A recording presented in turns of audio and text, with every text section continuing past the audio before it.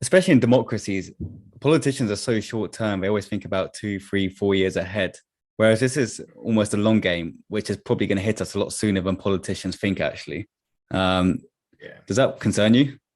Oh, I mean, it's, I'm a strong believer in and supporter of democracy, but, electoral cycles are one of the biggest challenges we face. It's been shown over and over that politicians vastly overestimate their ability to make a difference in the short term and vastly underestimate their ability to make a difference in the long term. I think they're trying. I mean, in Scotland, there's growing focus. There's some organisations doing some really good work around artificial intelligence and looking at what that might envisage. I think one of the things in Scotland, certainly that's really important, is the framing of what we call the just transition. Mm-hmm. So my organisation is doing some work with Scottish Government just now around the energy sector. Now, obviously, there's going to be significant impacts, not necessarily specifically from AI, but from dealing with the climate emergency, oil and gas and non-renewable sources. So how do you transition to the energy sector we need to have?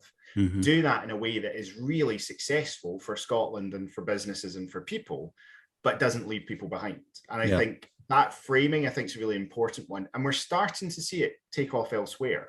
I mean, I thought it was really fascinating. I think just before the last US presidential elections, I think it was the union of coal miners in Pennsylvania in the US, who had been very opposed to most talk of climate change because it would have significant impact on their jobs. We're saying, look, we recognize our industry isn't sustainable and needs to change, but you have to help us change with you.